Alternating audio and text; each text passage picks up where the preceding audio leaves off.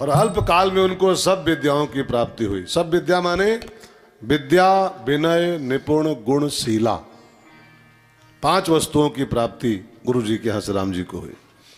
थोड़ा सा तनिक की सब्जेक्ट को ध्यान देके सुनो। एक शब्द है ना प्रतिमा, प्रतिमा माने मूर्ति। एक शब्द है प्रतिभा, खाली एक अक्षर का अंतर है, प्रतिमा एंड प्रतिभा।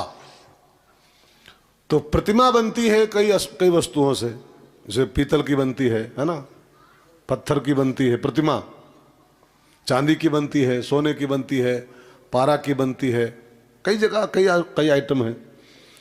तो प्रतिमा तो कई वस्तुओं से बनती हैं, लेकिन प्रतिभा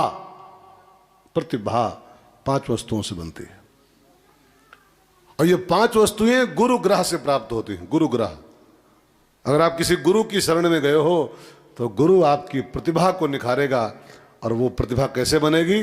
5 वस्तुओं के द्वारा। जिस व्यक्ति में 5 वस्तुएं आ जाएं वो प्रतिभावान हो जाएगा, वो राम के ऐसा प्रतिभा संपन्न हो जाएगा। कौन कौन 5 वस्तुएं?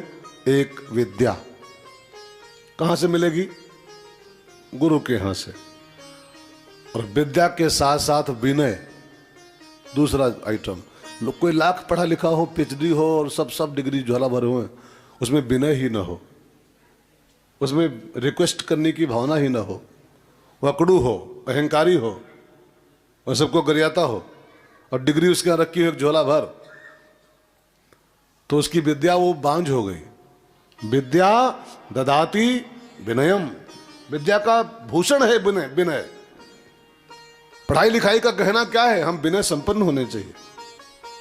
विनय भी प्रतिभा का एक इंस्ट्रूमेंट है, प्रतिभा को निखारने का। विद्या, विनय, निपुण। निपुण माने क्या होता है? निपुण माने होता है कार्यकुशल।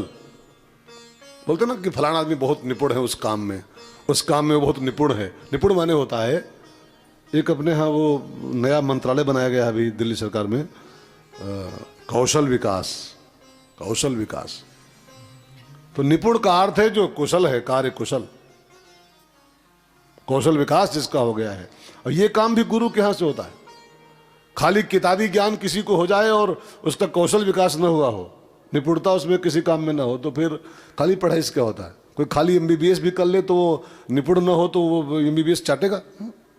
इसलिए MBBS के बाद में, जानती हो कि बिटिया है, MBBS के बाद में 1-2 साल और होता है वो काम।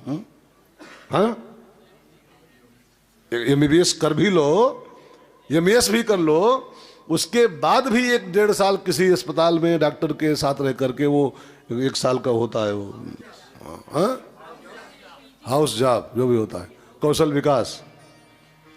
MBBS में वो सुई कैसे लगेगी थोड़ा सा खाया जाता है, वो तो आपको प्रैक्टिकली करना पड़ेगा। प्रैक्टिकली वो धीरे धीरे होते पुड़िया कैसे बांधी है दवा की, ये वहाँ कौन सिखाएगा? पुड़िया बांधना, लिफाफा पैक करना, ये कौन सिखाएगा वहाँ? तो डिग्री भले हो, निपुणता ही ना हो कार्य में, निपुण ना हो तो आपकी प्रतिभा दब जाएगी, आपकी प्रतिभा निखर नहीं पाएगी। कोई होम साइंस में MSc कर ले, होम साइंस में, और उसको एक रोटी सेकना भी ना आता हो, रोटी बेले तो उसमें पूरा एशिया का नक्शा बना दे, एक कोना यहाँ जा रहा है, तो होम साइंस का चाटेगी बैठ करके।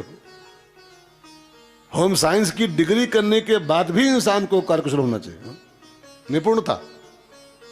तो विद्या, विनय, निपुण, गुण माने सद्गुण, और शीला माने होता है, शीला शब्द की क्या व्याख्या करूं?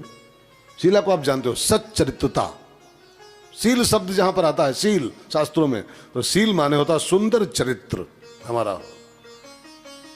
आप लाख विद्यावान हो, लाख आप विनय संपन्न हो, लाख गुणी और लाख जो भी हो, लेकिन अगर आप आचरण से हीन हो, शीलवान नहीं हो, तो फिर आपका सब बेकार हो जाएगा।